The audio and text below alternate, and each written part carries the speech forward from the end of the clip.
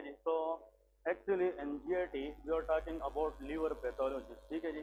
Liver physiology और liver pathology के अंदर आज हम नेक्स्ट टॉपिक पढ़ेंगे which is very important for the exam, that is cirrhosis of liver, ठीक है। तो what is meant by cirrhosis और इसके क्लिनिकल फीचर्स क्या है। तो हेडिंग दे दें, what is cirrhosis of liver. Last time हमने हीमोक्रोमेटोसिस और विल्सन डिजीज पर डिस्कशन की थी, ठीक है जी। आज हम पढ़ेंगे cirrhosis of liver, it is also known as end stage liver disease. ये वो डिजीज है जिसके बाद लीवर अपना फंक्शन परफॉर्म नहीं कर सकता, ठीक है। इसमें लिखे it is also known as end stage liver disease. It is simply known as ESLD, ठीक है जी। अगर एग्जाम में एंड स्टेज लीवर डिजीज आ जाए या सीरोसिस ऑफ लीवर आ जाए, दोनों का मीनिंग क्या है, वो सेम है। अब इसके डेफिनेशन लिखे कि what is the exact meaning of cirrhosis. Please इसमें 2-3 पॉइंट्स आप लोगों ने हाईलाइट करने हैं। नंबर 1, ये वो कंडीशन है जिसके अंदर लीवर परमानेंटली डिस्ट्रॉय हो जाता है, क्लियर है। Actually that is permanent destruction to the liver cell, और इसमें लीवर इतना बैडली डैमेज हो जाता है कि वो फिर काम करने के काबिल नहीं होता, ठीक है। इसमें लेके a condition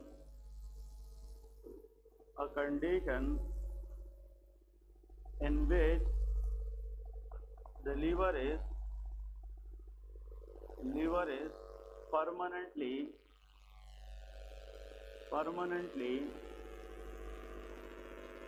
damaged and lost its function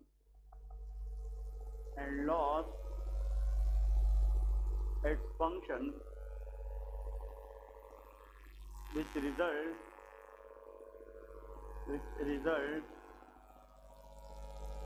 diffuse का मतलब throughout the liver, diffuse fibrosis. Fibrosis से मुराद सेल डेथ है। अगर लीवर के अंदर सेल की डेथ हो जाए और वो बैडली डैमेज हो जाए, दैट इज कॉल्ड फाइब्रोसिस। और जो फाइब्रोटिक टिश्यूज होती है वो फंक्शन के काबिल नहीं रहती, ठीक है जी। तो यहाँ पे 2-3 बातें आप लोगों ने याद रखना है कि परमानेंट डैमेज से मुराद क्या है, दैट इज इरिवर्सिबल डैमेज। इसका मतलब ये है कि अगर सीरोसिस ऑफ लीवर पेशेंट को हम ट्रीटमेंट भी दे दें तो उसका फंक्शन हम दोबारा रिकवर नहीं कर सकते। तो इसलिए कहते हैं कि सीरोटिक पेशेंट जितने भी होते हैं, इसका जो डेफिनेटिव ट्रीटमेंट है वो लीवर ट्रांसप्लांट है। वो क्या है, लीवर ट्रांसप्लांट।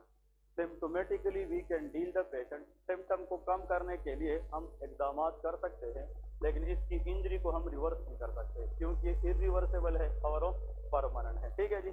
अगर आप लोगों से कोई ये सवाल पूछे कि सीरोटिक पेशेंट के अंदर अगर हम लीवर की साइज को देखें तो वो बड़ा होगा या छोटा होगा, दैट इज श्रिंक। इसका मतलब यह है कि जो सीरोटिक पेशेंट होते हैं उसकी अल्ट्रासाउंड के ऊपर हमें लीवर जब देखने को मिलता है तो उसका नॉर्मल साइज से वो साइज क्या हो जाता है, छोटा हो जाता है। इसको हम कहते हैं फाइब्रोटिक लीवर, एट्रोफाइड लीवर या श्रिंक लीवर उसको कहते हैं, ठीक है जी। यहाँ पे लेके द लीवर बिकम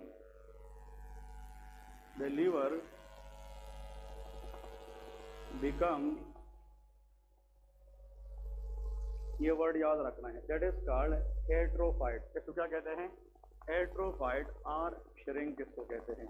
जो लीवर है उसका साइज छोटा रह जाएगा। अगर किसी आर्गन की साइज बढ़ जाती है उसको हाइपरट्रोफी कहते हैं, और अगर आर्गन की साइज छोटी हो जाती है उसको एट्रोफी कहते हैं। तो the liver size become atrophied in decrease और इट बिकम श्रिंक, इसको श्रिंक भी कहते हैं। अब लिखे इसकी काजेस क्या है, what are the different causes which lead to cirrhosis. वो कौन कौन सी कंडीशन है जिसमें सीरोसिस के चांसेस ज़्यादा होते हैं। तो first is called chronic alcoholism, ठीक है ना। अगर एक पेशेंट है वो 4 साल से या 5 साल से 10 साल से वो क्रोनिक अल्कोहलिक पेशेंट है, तो alcohol can damage the liver for long run. और अगर वो डैमेज इतना बढ़ जाए कि वो लीवर को इरिवर्सिबली डैमेज करे, in we can say that will result of cirrhosis. So the first common cause of cirrhosis that is called chronic alcoholism। क्या हो सकता है, chronic alcoholism। अब ये मोस्ट कॉमन काज है डेवलप्ड कंट्रीज के अंदर, यूरोपियन कंट्रीज के अंदर, जहाँ पे अल्कोहल यूज या कंजम्पशन क्या होती है, ज़्यादा होती है। पाकिस्तान के अंदर अगर हमारे पार्ट ऑफ द वर्ल्ड की बात करें तो यहाँ पे सीरोसिस का most common cause hepatitis B and hepatitis C virus infection है। यहाँ पे लेके the next cause is hepatitis B and hepatitis C virus, ठीक है, एंड सी। इन दोनों को हम कहते हैं क्रोनिक हेपेटाइटिस, मतलब वो हेपेटाइटिस जो लीवर को लॉन्ग रन तक डैमेज कर सकती है। They are called chronic condition. वैसे हेपेटाइटिस के मुख्तलिफ अक़साम हैं, ये हम आगे माइक्रोबायोलॉजी में पढ़ेंगे। Hepatitis A, hepatitis B, C, D and E. अब इसमें इतना याद रखना है कि अगर हेपेटाइटिस ए और ई की बात करें, they are called acute hepatitis. वो क्या है? एक्यूट। वो आती भी जल्दी है और विद इन 2 वीक्स रिजॉल्व भी हो जाती है। Quickly come and quickly go, वो हेपेटाइटिस ए और ई है। लेकिन इसमें अगर आप लोगों से ये सवाल पूछा जाए कि वो कौन सी हेपेटाइटिस है जो आम बंदे में बिनाइन है, नॉन डेंजरस है, लेकिन बट व्हेन अगर इन प्रेगनेंसी, एमसीक्यूज आता है बार बार एनएलई स्टेप 1 में, that hepatitis which is benign, benign का मतलब least dangerous in normal case, but when that hepatitis occur in pregnancy it proven to be very lethal dangerous, वो hepatitis E है। वो क्या है? Hepatitis E. तो आम बंदे में hepatitis E is not a danger hepatitis, but when it occur in a pregnant female that become very dangerous. Clear है? नंबर 1। तो हेपेटाइटिस ए और ई ये दोनों एक्यूट हेपेटाइटिस है, ये आते भी जल्दी है एंड विद इन 2 वीक्स ये रिजॉल्व भी क्विकली हो जाते हैं। लेकिन अगर किसी को हेपेटाइटिस बी है या हेपेटाइटिस सी है, this hepatitis can damage the liver for long run, so these are called chronic hepatitis। वो क्या है? chronic। अब सीरोसिस के अंदर लीवर की इंजरी ये टेम्परेरी है कि परमानेंट है? परमानेंट। और अगर हम लीवर को परमानेंट डैमेज करेंगे तो उसके लिए जो काज है, इसके लिए जो एक्सेलरेटिंग फैक्टर है, वो ज्यादा देर तक होना चाहिए कि कम? ज्यादा देर तक। इसलिए chronic hepatitis in the long run after few years they badly damage the liver which result of cirrhosis of liver। Clear है? ये बहुत इंपॉर्टेंट है। इसके बाद एक और एमसीक्यू याद रखें, हम आगे माइक्रोबायोलॉजी में पढ़ेंगे, लेकिन इस क्लास से ये क्वेश्चन जहन में याद रखें क्योंकि asked multiple time in the exam.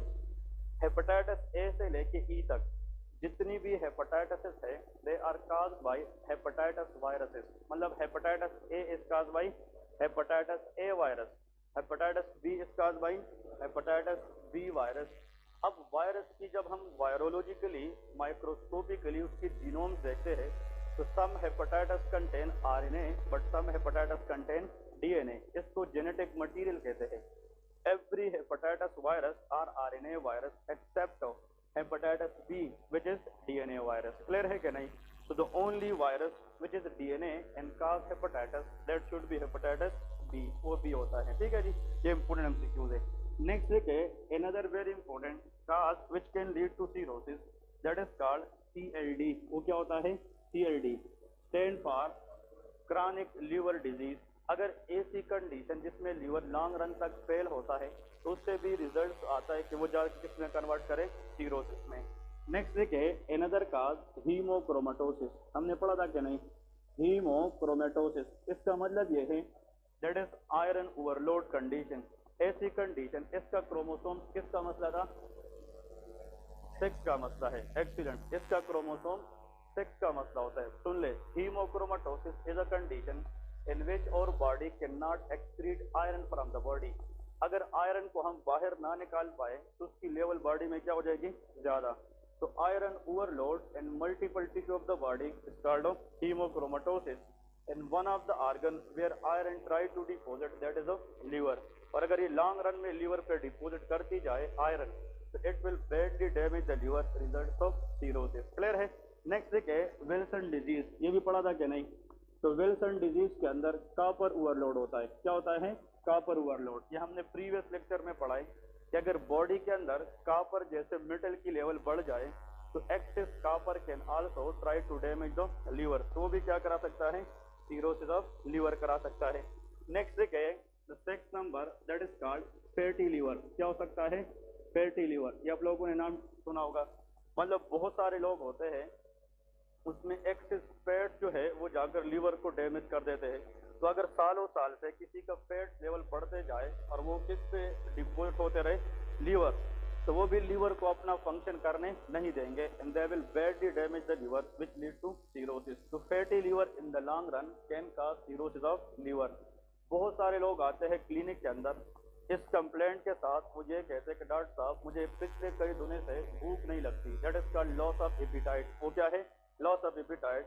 और वो ये कहता है कि जब भी खाने को देखता हूँ तो मुझे नूज़िया आता है, मतलब क्या आती है, या मतलब उल्टी, या जिस तरह आजकल के मौसम में बाहर हीट वेव ज़्यादा है तो इंसान की जो टेम्परेचर है वो भी बाहर के एनवायरनमेंट से कंपीट नहीं करती। तो इन दिनों में भी हमने कुछ नहीं खाया होता है, जब किसी चीज़ को देखते हैं तो हम नहीं खा सकते, इसलिए कहते हैं कि फ्लूइड इंटेक बढ़ाए। हम फ्लूइड इंटेक इसलिए बढ़ाते हैं कि बॉडी को डिहाइड्रेट होने से बचा सके।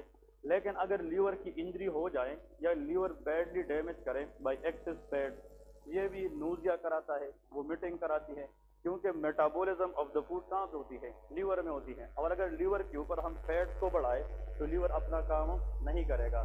तो फिर इन लोगों में जब हम अल्ट्रासाउंड करते हैं या सीटी स्कैन करते हैं तो हमें पता चलता है कि इन लोगों की लीवर पे एक्सेस क्या चीज़ डिपोजिट है? फैट। इन लोगों को बताया जाता है कि रेगुलर बेसिस पे एक्सरसाइज क्या करें।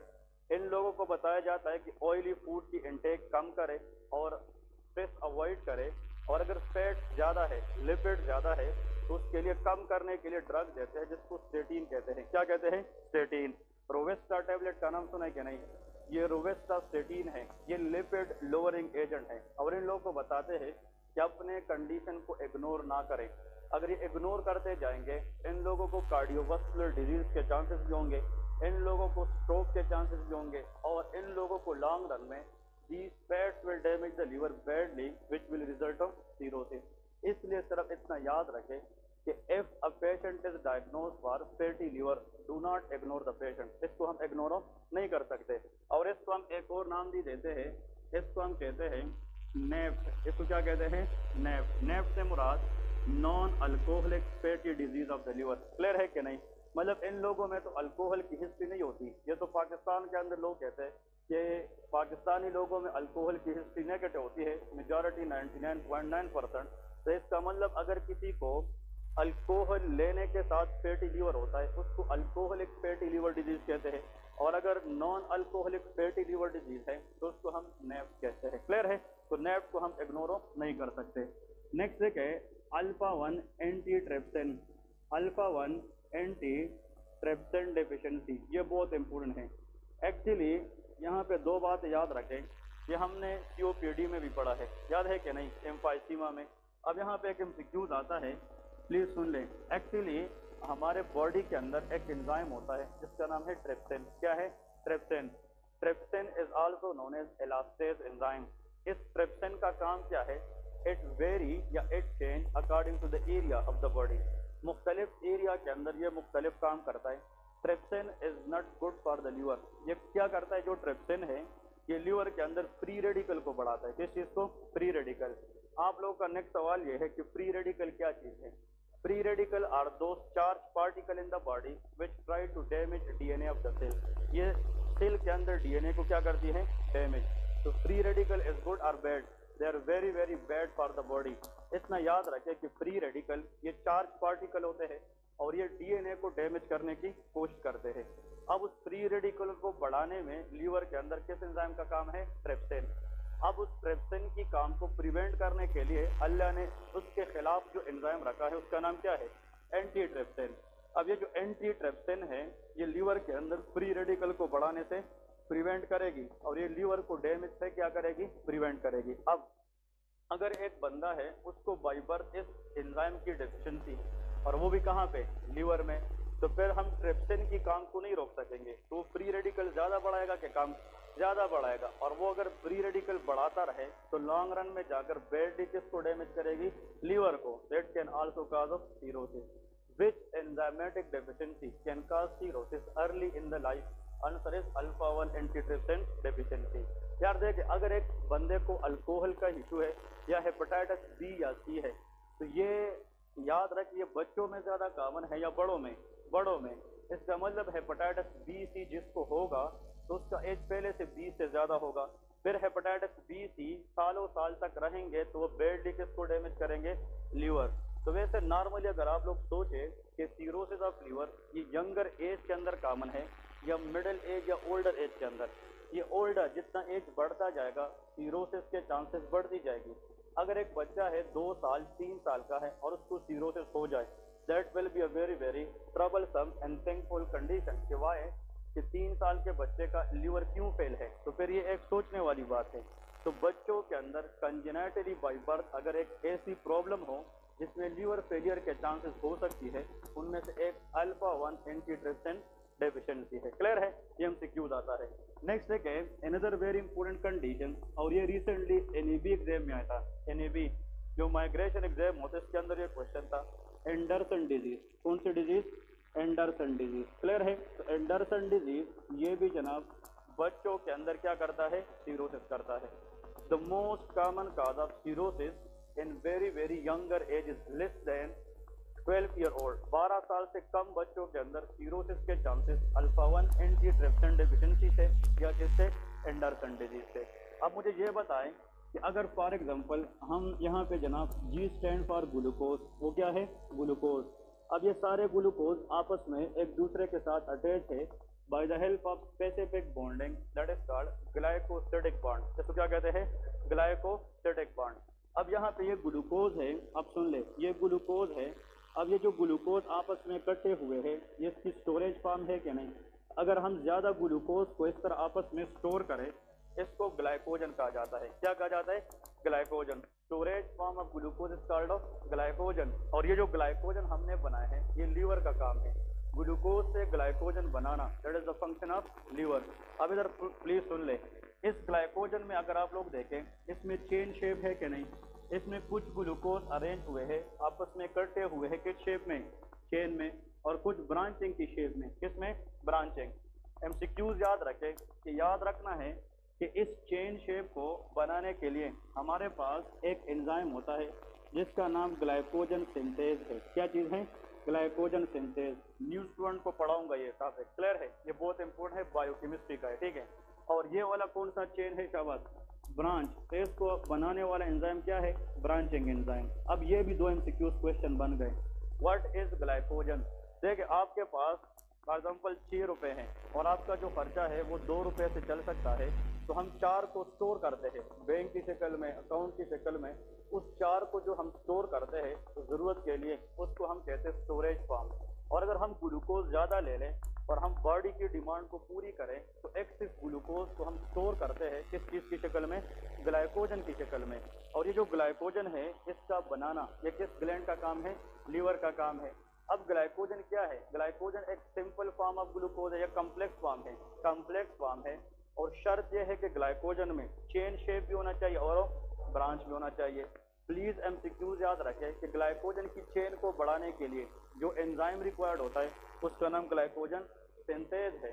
और फिर इस चेन के ऊपर ब्रांचिंग बनाने के लिए क्या होता है? ब्रांचिंग एंजाइम होता है। बात समझ गए क्या नहीं? शर्त फिर यह है कि लीवर कहता है कि मैं उस ग्लाइकोजन को एक्सेप्ट करूंगा जिस ग्लाइकोजन में 10 से लेके 12 तक ग्लूकोज हम किस में रखते जाए? ब्रांच में। Each branch contain round about 10 to 12 glucose. Clear है? अगर 10 से 12 ग्लूकोज ये एंजाइम इस ब्रांच पे लगाए तो फर्दर इस ब्रांच को मजीद प्रोसीड नहीं करेगा, वरना that should be considered abnormal. वो क्या होगा? एबनॉर्मल होगा। क्योंकि बॉडी के अंदर फिजियोलॉजी में हर एक चीज की क्या है? लिमिट है। हम उस लिमिट को क्रॉस नहीं कर सकते वरना पैथोलॉजी हो जाएगी। क्लियर है क्या नहीं? अब सुन लें, कभी कभार बाज बच्चे होते हैं जिसमें ब्रांचिंग एंजाइम की क्या होती है? म्यूटेशन। म्यूटेशन का मतलब चेंज। बाय बर्थ अगर इस एंजाइम में म्यूटेशन आ जाए और इस पॉइंट को देखे ये क्या हो जाए? Over express. क्या हो जाए? Over express. What is mutation? Mutation is the genetic change in the DNA और एंजाइमेटिक मटीरियल। म्यूटेशन 2 तरह की होती है। Mutation can make the enzyme under suppress या mutation can make the enzyme over suppress. Mutation का मतलब या enzyme की काम को कम करना या बहुत बढ़ाना, दोनों प्रॉब्लम है क्या नहीं? अब अगर इस एंजाइम की म्यूटेशन कुछ यूं हो जाए इसका काम ओवर एक्सप्रेस हो जाए, ये मजीद काम बढ़ाए, तो फिर ये जो ब्रांचिंग बनेगी ये ज्यादा बनेगी कि कम? ज्यादा बनेगी। वो 10 से 12 से ज्यादा क्रॉस होगी। और जब ये ब्रांचिंग हम किससे बढ़ाए? 12। ये लीवर के लिए, बॉडी के लिए गुड पॉइंट है कि बैड? बैड। और ये एक्सेस चेन को हमारा इम्यून सिस्टम जो डिफाइस सिस्टम है उसको as a abnormal chain recognise करेगी और वो उसके खिलाफ क्या बनेगी? एंटीबॉडीज। और ये एंटीबॉडी जाकर लीवर के अंदर इसके खिलाफ रिएक्ट करेगी, और इस चीज के खिलाफ रिएक्ट करना इनडायरेक्टली, किस चीज के खिलाफ रिएक्ट करना, लीवर। और अगर ये reaction immune system long run में करे, 1 साल 2 साल तक करे, तो न कि सिर्फ ये चेन खराब होगी लेकिन लीवर के सेल भी डैमेज होंगे कि नहीं, और वो इतना डैमेज होंगे कि वो दोबारा रिवर्स नहीं होंगे, it will lead to cirrhosis. तो ऐसा कंडीशन जिसमें ब्रांचिंग एंजाइम अपना काम बढ़ाए और वो 12 से ज्यादा ग्लूकोज ब्रांच में बनाए और उसके खिलाफ क्या बन जाए, एबनॉर्मल एंटीबॉडीज, और ऑटो इम्यून रिएक्शन से लीवर क्या हो जाए, damage, that is called Anderson disease. इसको क्या कहते हैं, एंडरसन डिजीज। तो एमसीक्यूज में यही आएगा कि एंडरसन डिजीज पेशेंट के अंदर किस एंजाइम की म्यूटेशन होती है, answer is branching enzyme. Clear है क्या नहीं?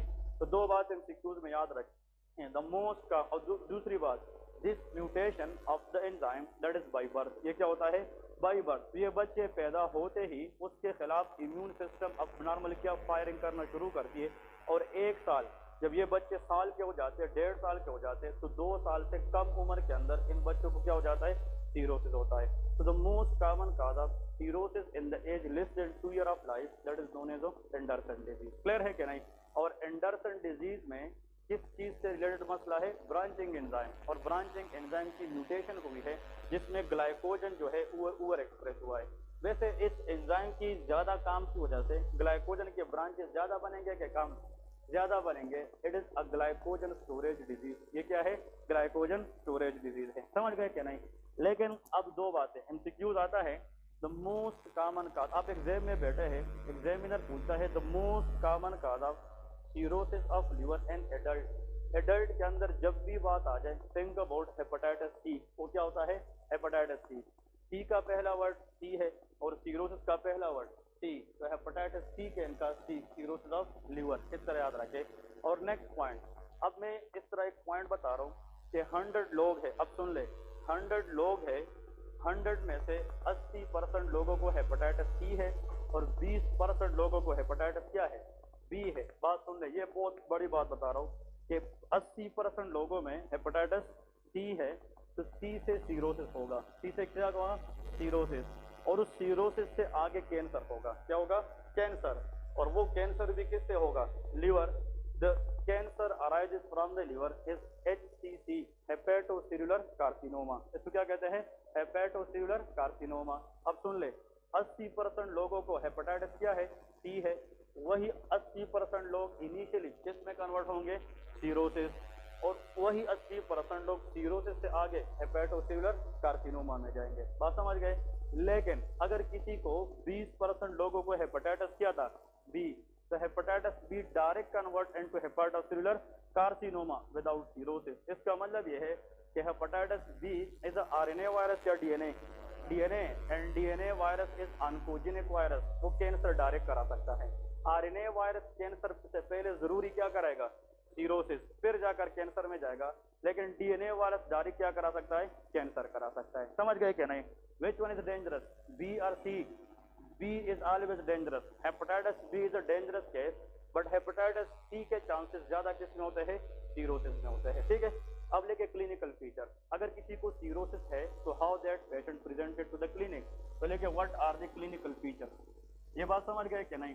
तो आखिर में प्लीज 2 बातें, आखिर में 2 बात याद रखें। अगर किसी ने प्लेब एग्जाम देना हो या यूएसएमएल देना हो और उसमें most common cause of cirrhosis पूछा जाए, answer is all the time chronic alcoholism. वो क्या होता है, क्रोनिक, क्योंकि प्लेब या यूएसएमएल वो तो वेस्टर्न कंट्री, यूरोपियन कंट्रीज के लिए है। क्रोनिक अल्कोहलिज्म पाकिस्तान में NLE के अंदर, NAB के अंदर, FCPS पार्ट 1 के अंदर एग्जाम में ये क्वेश्चन आ जाए कि what is the most common cause of cirrhosis, that is hepatitis C. वो क्या है, हेपेटाइटिस सी। लेकिन बच्चों में age less than 2 year old में आ जाए, एंडरसन डिजीज है। वो क्या है, एंडरसन डिजीज। अब लिखे कि सीरोसिस ऑफ लिवर पेशेंट में क्लिनिकल फीचर्स क्या हो सकेंगे। अब यहाँ पे सीरोटिक पेशेंट में जो क्लिनिकल फीचर है ये आप लोग भी बता सकते हैं अगर थोड़ा बहुत आप लोग सोचे। हमने फिजियोलॉजी में पढ़ा था कि लीवर का एक काम है एल्ब्यूमिन प्रोटीन बनाना। कौन सा, एल्ब्यूमिन।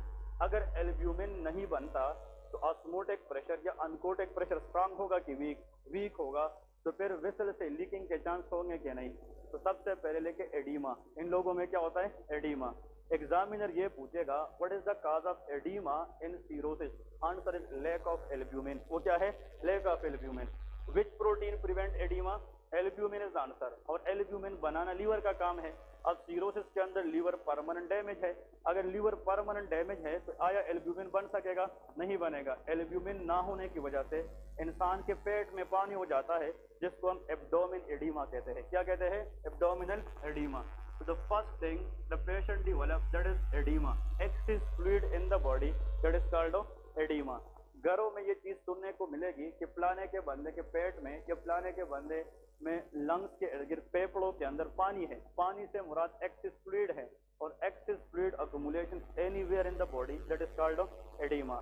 और जब ये जिगर फेल हो जाए, लीवर फेल हो जाए, उससे बॉडी के जिस पार्ट में सबसे पहले एडीमा होता है तो एब्डोमेन है। क्या है? पेट है, एब्डोमेन है। और एब्डोमेन के अंदर एक्सेस फ्लूइड अगर आ जाए तो उसको हम एसाइटस कहते हैं। क्या कहते हैं? एसाइटस। तो please remember what is ascites, that is edema of the abdomen. Clear है? This is the one point. आप लोगों से कोई पूछेगा what is the reason? Lack of albumin. क्या है? Lack of albumin.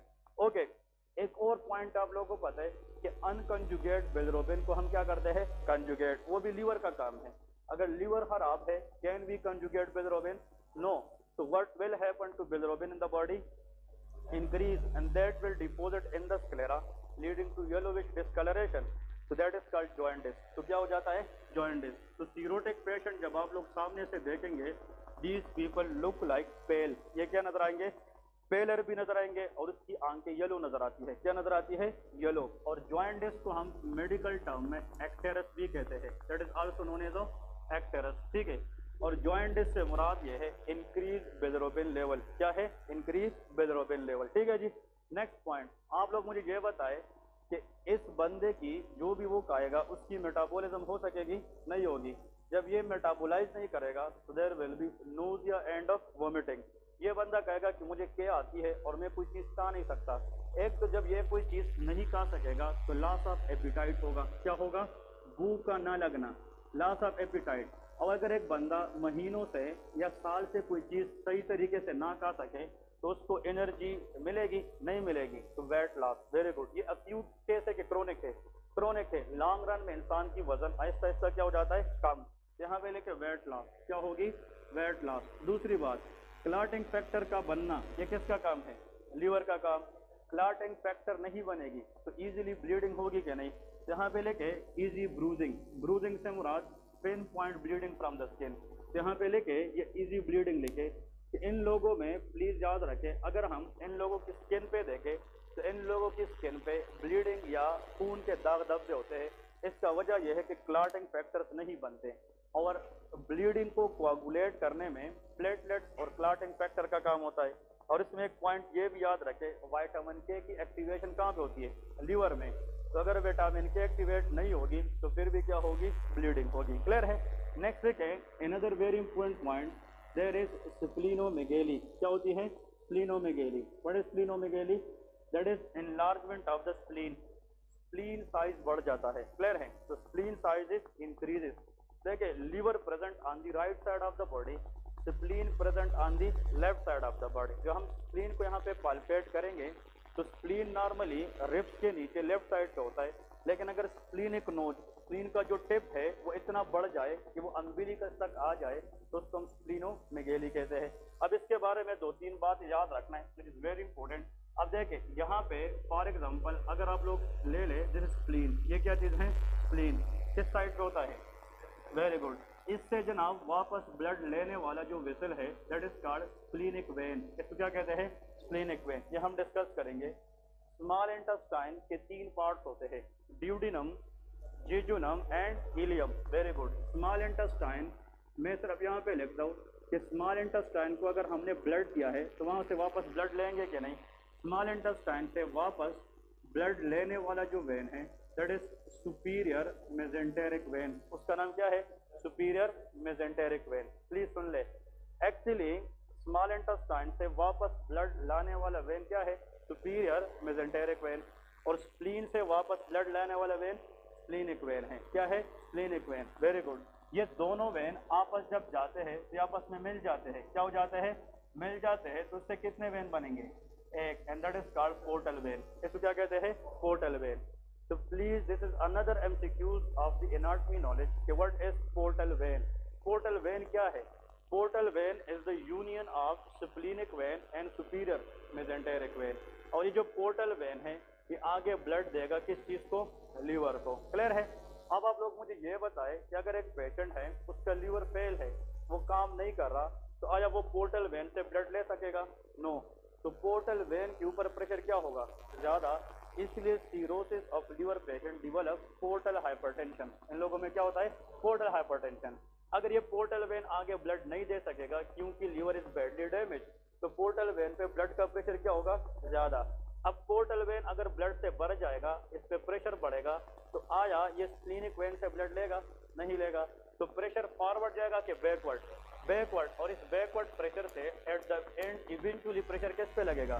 स्प्लीन। तो आया अगर लीवर खराब है तो स्प्लीन अपने आप को एम्प्टी कर सकेगा? नहीं करेगा। तो स्प्लीन के अंदर ब्लड रिटेंशन क्या होगी? ज्यादा, जिससे ओवरऑल स्प्लीन साइज क्या होगी? ज्यादा। Therefore splenomegaly. क्लियर है? अगर एग्जामिनर ये पूछे, a good student should know the reason, रटे नहीं। If the sir ask why splenomegaly is seen in cirrhosis, answer is portal hypertension. वो क्या है? Portal hypertension. कि सर पोर्टल वेन का काम लीवर को ब्लड देना था, अब लीवर खुद खराब है तो वो पोर्टल वेन से ब्लड नहीं लेगा। तो what will happen to pressure in the portal vein? Increase, which is portal hypertension. अब जब ये प्रेशर बढ़ेगा पोर्टल वेन पे, तो फिर वो स्प्लीनिक वेन पे प्रेशर लगाएगा, और स्प्लीनिक वेन बैक जाकर किसको प्रेशराइज करेगा? स्प्लीन। उसकी वजह से ओवरऑल स्प्लीन साइज क्या हो जाएगा? वो बढ़ जाएगा। बस समझ गए क्या? नहीं। Another very important point, ये कौन सा शाबाश? अब यहाँ पे ये कौन सी इंटेस्टाइन से ब्लड ला रहे? Very good. एक होता है, what is this when? Superior mesenteric when. एक होता है इंफीरियर मेसेंटेरिक वेन। वो लार्ज इंटेस्टाइन से ब्लड लाता है। कहाँ से?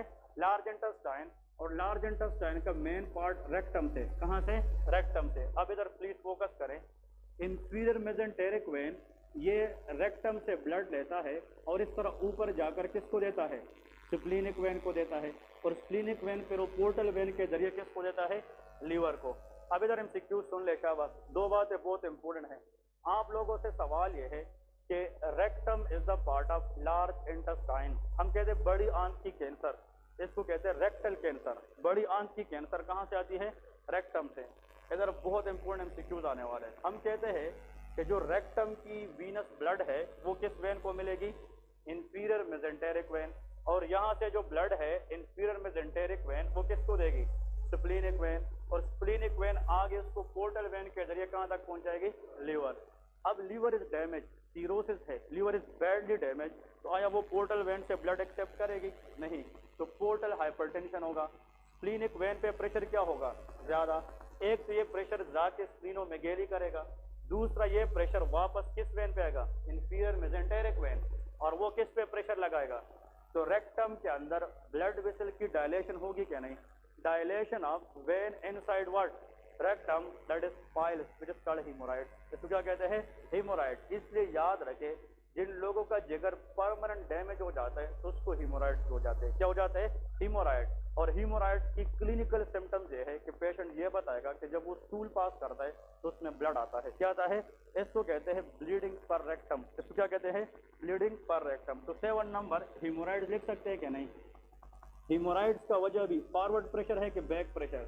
बैक प्रेशर है। क्या है? इधर देखिए, आगे प्रेशर जा नहीं सकता तो बैक प्रेशर आएगा। तो back pressure because of portal hypertension, the initial complaint is splenomegaly, the next is inferior mesenteric vein obstruction which leads to hemorrhoid. Next point, spleen is the site for RBC production as well as RBC destruction. Spleen एक ऐसी organ है जिसमें RBC production भी होती है, RBC destruction भी होती है। अब spleen का size क्या हो गया है? ज्यादा। अब ज्यादा इसलिए है कि इसके अंदर ब्लड की रिटेंशन ज्यादा है, तो स्प्लीन का काम खराब होगा क्या? नहीं। तो वो आरबीसी बना तो नहीं सकेगा, लेकिन आरबीसी को एबनॉर्मली क्या करेगा? तोड़ेगा, लाइज करेगा। तो जब आरबीसी हम ज्यादा लाइज करेंगे तो एचबी लेवल क्या होगा? कम। इससे सीरोटिक पेशेंट डेवलप अनीमिया। इसमें क्या होता है? अनीमिया होता है। इन लोगों को जब हम देखते हैं तो दीज पेशेंट लुक लाइक पेलर। ये क्या नजर आते हैं? पेलर। और पेलर से मुराद ये है कि इन लोगों में हीमोग्लोबिन का लेवल क्या होता है? कम होता है। अब सुन ले, इन लोगों की जब हम हाथों को देखते हैं या फेस को देखते हैं, that is pallor because of anaemia.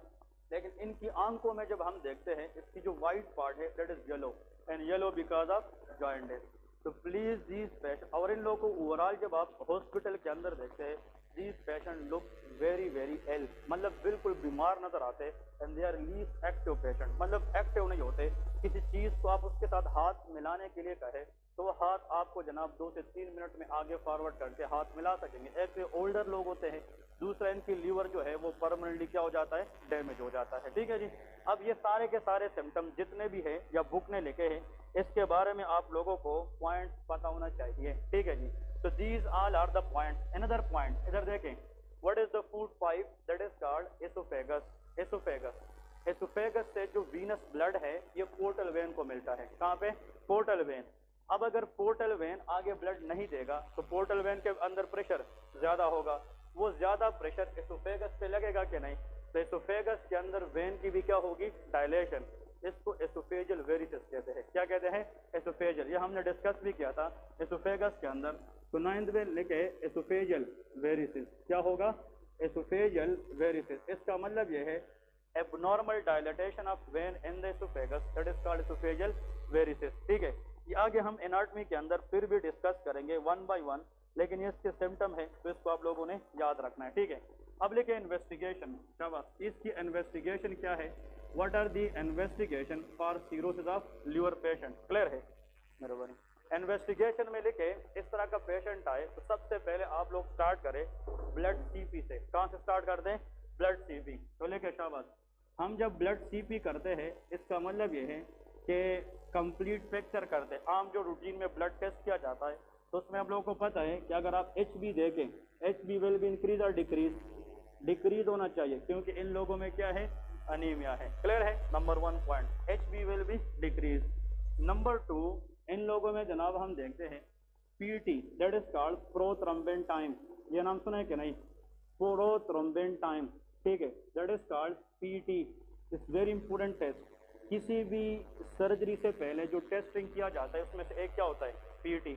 हम कहते हैं कि डॉक्टर ने कहा है कि ऑपरेशन से पहले कुछ बुनियादी टेस्ट करने हैं, उन टेस्ट के अंदर एक चीज क्या होता है, PT।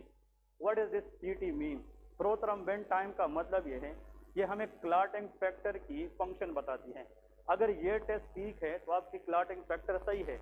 इसका मतलब कि अगर आपको कहीं पे कट लग जाए तो आपको आसानी से आपकी ब्लीडिंग जो है वो रोक सकती है। क्लियर है। अब क्वेश्चन ये है कि जो PT है इसका मतलब ये है, मैं कहता हूँ अगर नॉर्मली PT कोई बंदा कहे कि ये बॉडी के अंदर क्या है, प्रोलॉन्ग है। क्या है, प्रोलॉन्ग। इसका मतलब ये है कि PT प्रोलॉन्ग से मतलब कि क्लॉटिंग फैक्टर कम है, इसलिए वो ब्लीडिंग को रोकने में क्या लगाता है, ज्यादा टाइम लगाता है। तो दैट इज गुड और bad, that is bad, very good. ठीक है, इसलिए याद रखें सीरोसिस ऑफ लीवर पेशेंट में क्लॉटिंग फैक्टर की कमी होती है, क्योंकि क्लॉटिंग फैक्टर बनाना ये किसका काम है, लीवर का काम है। अगर लीवर खराब है तो क्लॉटिंग फैक्टर नहीं बनेगी। तो याद रखें इन लोगों में PT का जो लेवल है वो प्रोलॉन्ग होगा कि शॉर्ट, प्रोलॉन्ग होगा। प्रोलॉन्ग से मुराद ये है कि इन लोगों में किस चीज की डेफिशिएंसी है, क्लॉटिंग फैक्टर। क्लियर है।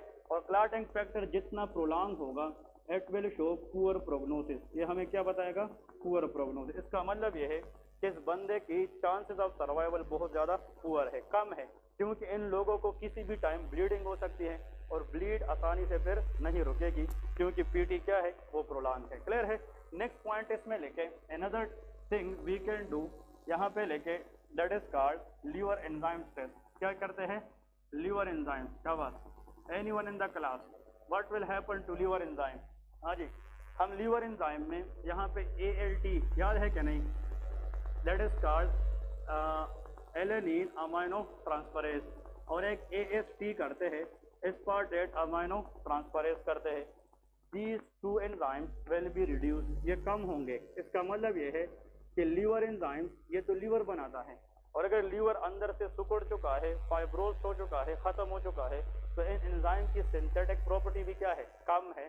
तो these enzymes are reduced. Hepatitis के अंदर, जॉइंटिस के अंदर ये एंजाइम क्या हो जाते हैं, ज्यादा। लीवर इंजरी में ये इसलिए बढ़ते हैं कि लीवर कैन फाइट, लेकिन सीरोसिस के अंदर इन्फेक्शन के खिलाफ लीवर फाइट नहीं करता क्योंकि वो परमानेंट क्या है, डैमेज है। तो जब लीवर परमानेंट डैमेज हो जाता है तो लीवर एंजाइम्स की जो लेवल है वो भी क्या हो जाती है, वो रिड्यूस हो जाती है। फिर हम चेक करेंगे शाबाश the next thing that is called bilirubin. क्या चेक करेंगे, बिलिरुबिन। और ये सबको पता होना चाहिए दैट शुड बी रेज्ड, वो क्या होना चाहिए, रेज्ड होना चाहिए।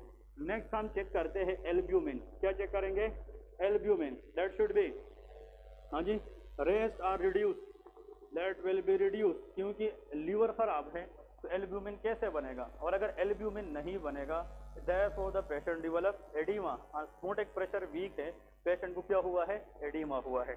so bilirubin level will be increased but albumin level will be decreases। अब देखे लीवर एंजाइम का चेक करना, लीवर एंजाइम के साथ बिलिरुबिन देखना और किस चीज को देखना, एल्ब्यूमिन। इन सब चीजों को हम इकट्ठा एक ही ब्लड टेस्ट में देखते हैं which is called liver function test. इसको क्या कहते हैं, लीवर फंक्शन टेस्ट। LFT का नाम सुना है कि नहीं, जो LFT करते हैं उसमें हमें लेबोरेटरी वाले लीवर एंजाइम स्टेटस भी बताएंगे, उसमें हमें लेबोरेटरी वाले बिलिरुबिन और एल्ब्यूमिन भी बताएंगे। क्लियर है, जितना एल्ब्यूमिन कम होगा उतना अनकोटिक प्रेशर वीक होगा और उतना ज्यादा किस चीज का चांस होगा, एडिमा का चांस होगा। क्लियर है, ये पॉइंट याद रखें। इसके बाद लेके अल्ट्रासाउंड हम USG करते हैं, USG stand for ultrasonography, ultrasonography.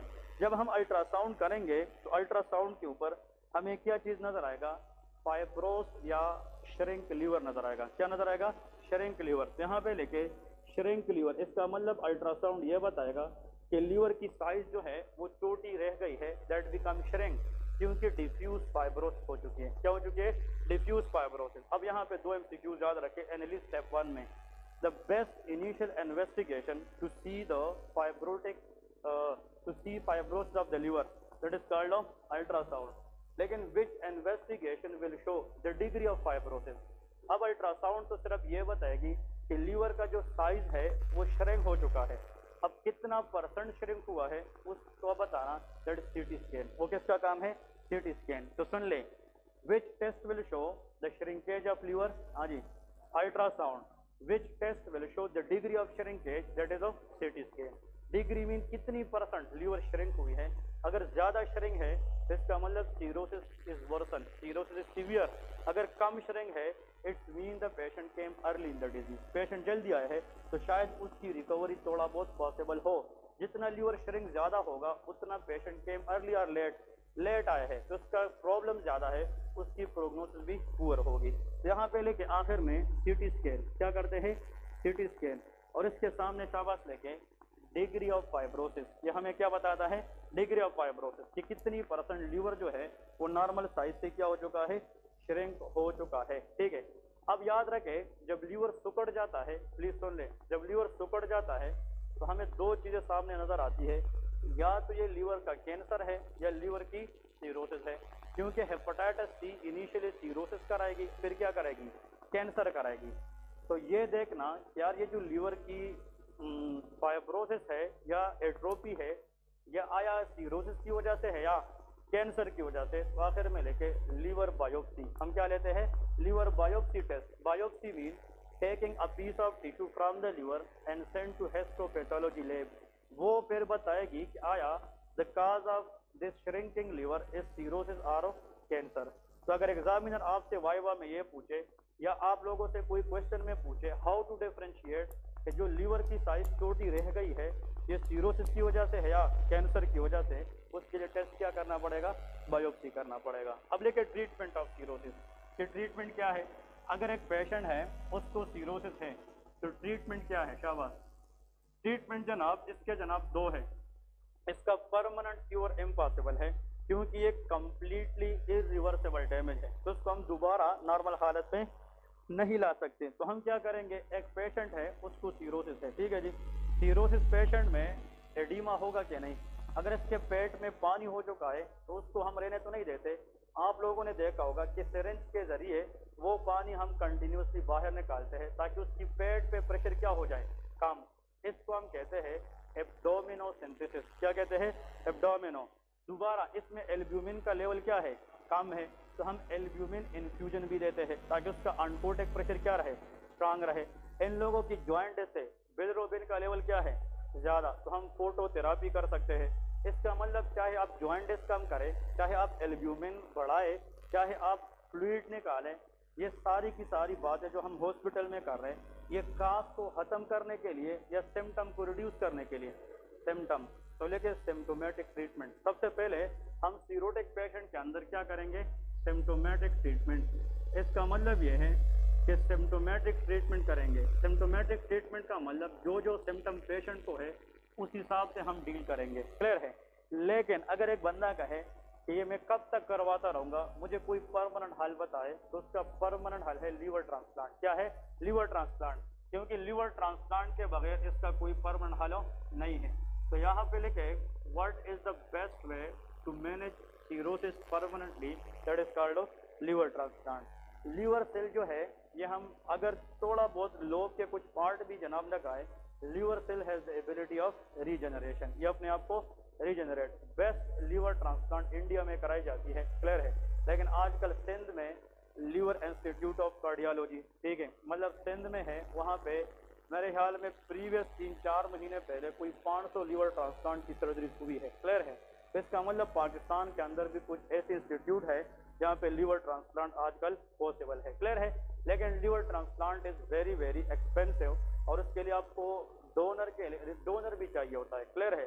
जिसका मतलब ब्लड ग्रुपिंग देखनी होती है, HLA मैचिंग देखनी होती है, ठीक है, इन सब चीज़ों के अंदर। लेकिन चाहे किडनी ट्रांसप्लांट हो या लीवर, कोई भी ट्रांसप्लांट हो, तो रिजेक्शन के चांसेस होते हैं कि नहीं। हम कहते हैं कि प्लान ने आर्गन रिप्लेस किया था और उसके बॉडी में फेल हो गया, रिजेक्ट हो गया, तो उस रिजेक्शन को प्रिवेंट करने के लिए सक्सेसफुल लीवर ट्रांसप्लांट कब कर सकते हैं, जितना सिबलिंग में ज़्यादा हो जाए, मतलब जितना रिश्ता नज़दीक हो उसके अंदर रिजेक्शन के चांसेस क्या होते हैं, वो कम होते हैं, क्योंकि इनका जीन्स आपस में क्या होते हैं, नॉर्मल, ये मिल चुके होते हैं। तो जितना सिबलिंग में, रिलेटिव्स में रिश्ता नज़दीक हो, उतना रिजेक्शन फेलियर के चांसेस क्या होते हैं, वो कम होते हैं, ठीक है जी। इसके बाद नेक्स्ट है लीवर कैंसर। खबर यार आसान है, ये 5 मिनट का है। हाँ क्या क्या है, ये दरवाजा खोल है एक वाला एक। ओके, यहाँ पे लेके लीवर कैंसर।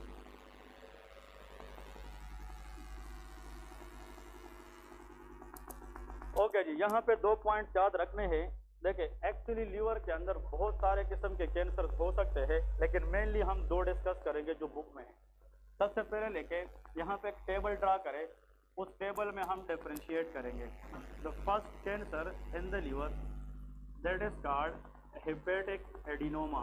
इसको क्या कहते हैं, प्लीज बात है नहीं, इधर फोकस करें, hepatic adenoma. Another cancer in the liver that is known as hepatocellular carcinoma, ठीक है, हेपेटोसेल्यूलर कार्सिनोमा, ठीक है, हेपेटोसेल्यूलर कार्सिनोमा, इसको हम सिंपली कहते हैं HCC। इसको क्या कहते हैं, HCC। अब 2-3 बात याद रखें, यहाँ पे फोकस करें। ऐसा कैंसर, सुन ले, ऐसा कैंसर जिसके आखिर में द वर्ड ओमा आ जाए, कौन सा चीज, ओमा, that is called benign cancer. Benign का मतलब कि वो उस एरिया तक लिमिटेड होगा, लेकिन बॉडी के अंदर स्प्रेड ऑफ नहीं होगा, ये बहुत इंपॉर्टेंट है। Any cancer which word oma shows it's mean benign cancer, they are called limited cancer, वो दूसरी जगहों में फैल नहीं सकता। जिस कैंसर के आखिर में क्या चीज आ जाए, carcinoma, it's mean malignant cancer. Malignant cancer वो होता है जो निकले एक जगह से और कुछ महीनों के बाद, कुछ सालों के बाद अदर पार्ट्स में भी चला जाए। ये चीज सुना है कि फलाने के बॉडी में कैंसर फैल चुका है। कैंसर फैलने का मतलब कि आती है कैंसर एक जगह से, लेकिन आहिस्ता आहिस्ता फिर बॉडी के डिफरेंट पार्ट्स में भी क्या हो जाता है, कवर स्प्रेड हो जाता है, तो उसको कार्सिनोमा कहते हैं। 10 मिनट ब्रेक करें, फिर इधर स्टार्ट करते हैं। क्या, नहीं नहीं नहीं, लेते क्लास लेते हैं।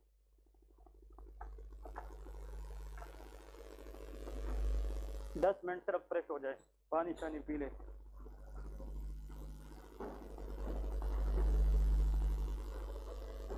ठीक है ठीक है,